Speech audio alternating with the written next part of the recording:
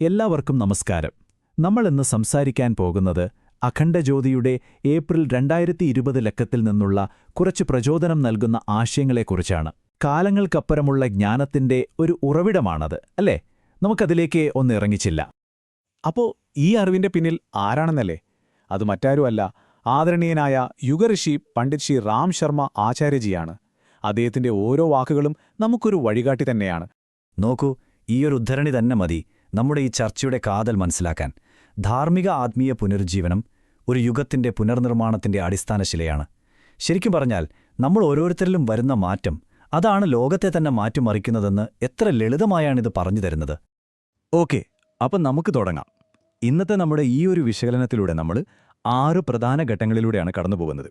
ആദ്യം അഖണ്ഡജ്യോതിയുടെ പ്രകാശം എന്താണെന്ന് നോക്കൂ. പിന്നെ നമ്മുടെ ഉള്ളിലേക്കൊരു യാത്ര, ആന്തരിക സത്തയിലേക്കുള്ള യാത്ര. അതിനുശേഷം ശാസ്ത്രവും ആത്മീയതയും എങ്ങനെ ഒരുമിക്കുന്നുവെന്ന് കാണാം. തുടർന്ന് ശ്രേഷ്ഠമായ ജീവിതം നയിക്കാനുള്ളൊരു മാർഗരേഖ, പരിവർത്തനത്തിന് എത്രത്തോളം ശക്തിയുണ്ടെന്നുള്ള തിരിച്ചറിവ്. അവസാനം ഈ എല്ലാ ആശയങ്ങളുടെയും ഒരു സംഗ്രഹം. ഇതൊരു കണ്ടെത്തലിന്റെ യാത്രയായിരിക്കും, തീർച്ച.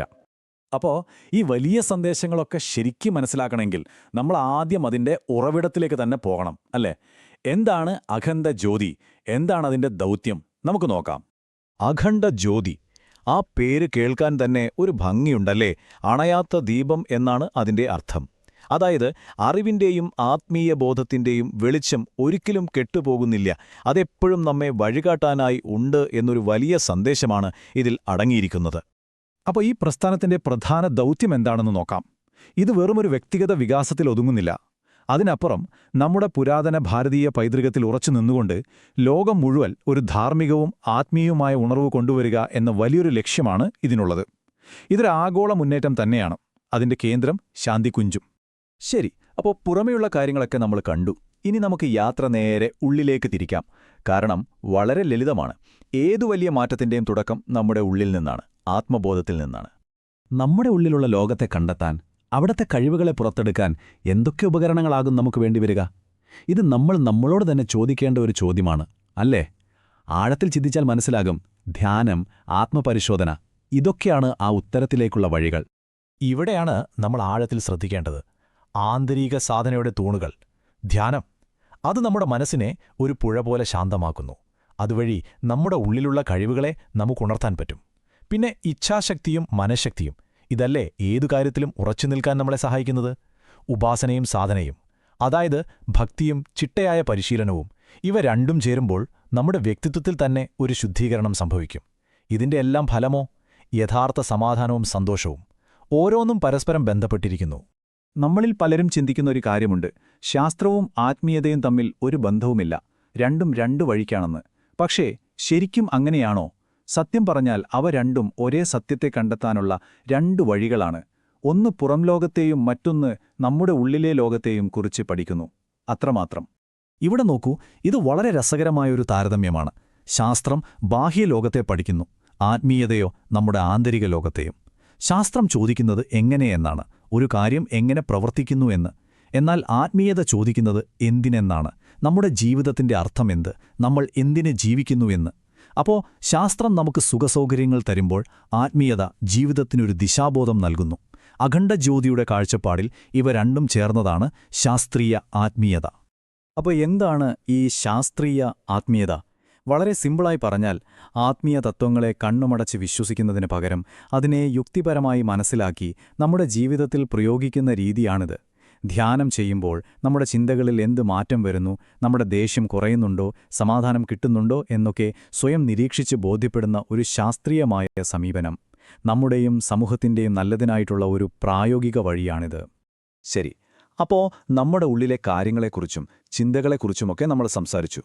ഇനി ഏറ്റവും പ്രധാനപ്പെട്ട ഭാഗത്തേക്ക് വരാം. ഈ അറിവൊക്കെ വെച്ച് നമ്മൾ എന്തു ചെയ്യും? ഇതെങ്ങനെ നമ്മുടെ ദിനചര്യാ ജീവിതത്തിൽ, നമ്മുടെ കുടുംബത്തിൽ, സമൂഹത്തിൽ ഒരു മാറ്റം കൊണ്ടുവരാൻ ഉപയോഗിക്കാം? നമുക്ക് നോക്കാം. ഇതിനെ നമുക്ക് ജീവിതകല എന്നു തന്നെ വിളിക്കാം. ഒന്നാമത്തേത് നോക്കൂ, ചിന്താ വിപ്ലവം. അതായത് നമ്മുടെ തലയിൽ വരുന്ന ചിന്തകളെ നമ്മൾ ബോധപൂർവം തെരഞ്ഞെടുക്കുക, നല്ല ചിന്തകളെ മാത്രം വളർത്തുക. രണ്ടാമത്, ജീവിതത്തെ ഒരു ലക്ഷ്യബോധത്തോടെ ചിട്ടപ്പെടുത്തുക. പിന്നെ നമ്മുടെ കുടുംബ ബന്ധങ്ങൾ, അത് സ്നേഹവും ബഹുമാനവും കൊണ്ട് ഊട്ടിയുറപ്പിക്കുക. ഇന്നത്തെ കാലത്ത് ഏറ്റവും പ്രധാനപ്പെട്ട ഒന്നാണ് സ്ട്രെസ് മാനേജ്മെന്റ്. ഏത് വെല്ലുവിളിയിലും ശാന്തമായിരിക്കാൻ പഠിക്കുക. അവസാനമായി, നമ്മുടെ വളർച്ചയുടെ ഉത്തരവാദിത്തം സ്വയം ഏറ്റെടുക്കുക. അതോടൊപ്പം സമൂഹത്തിന് നമ്മളാൽ കഴിയുന്ന സഹായം ചെയ്യുക. ഓരോ സ്റ്റെപ്പും എത്ര പ്രായോഗികമാണെന്ന് നോക്കൂ. ഈ വാക്കുകൾ ഒന്നാലോചിച്ചു നോക്കൂ. യഥാർത്ഥ മനുഷ്യന്റെ മഹത്വം അവൻ എന്ത് നേടി എന്നതിലല്ല, അവൻ എന്തായി തീർന്നു എന്നതിലാണ്. നമ്മുടെ കയ്യിൽ എന്തുണ്ട്, എത്ര സമ്പാദ്യമുണ്ട് എന്നതിലല്ല കാര്യം. നമ്മുടെ സ്വഭാവം, നമ്മുടെ മൂല്യങ്ങൾ, നമ്മളെന്ന വ്യക്തി എന്താണ് എന്നതിലാണ് യഥാർത്ഥ മഹത്വം കുടികൊള്ളുന്നത്. എത്ര ആഴമുള്ള ചിന്തയാണല്ലേ. അപ്പോ വ്യക്തിപരമായ മാറ്റം, ചിന്തകളിലെ മാറ്റം, ഇതൊക്കെ നമ്മൾ കണ്ടു. ഇനി ഇതിന്റെയെല്ലാം ആത്യന്തികമായ ലക്ഷ്യത്തിലേക്ക് വരാം. നമ്മളിലുണ്ടാകുന്ന ഒരു ചെറിയ മാറ്റം, അതെങ്ങനെയാണ് ഒരു പുതിയ യുഗത്തിന് തന്നെ കാരണമാകുന്നത്? ആ പരിവർത്തനത്തിന്റെ ശക്തി നമുക്ക് മനസ്സിലാക്കാം. ഈ ചാർട്ടിലേക്കൊന്ന് നോക്കൂ. ഇത് കാര്യങ്ങൾ വളരെ വ്യക്തമാക്കും. ഏറ്റവും വലിയ ഭാഗം 40%, അത് വ്യക്തിഗത പരിവർത്തനത്തിനാണ്. അതിന് അർത്ഥമെന്താ? എല്ലാറ്റിൻ്റെയും അടിത്തറ നമ്മൾ ഓരോരുത്തരിലും ഉണ്ടാകുന്ന മാറ്റമാണ്.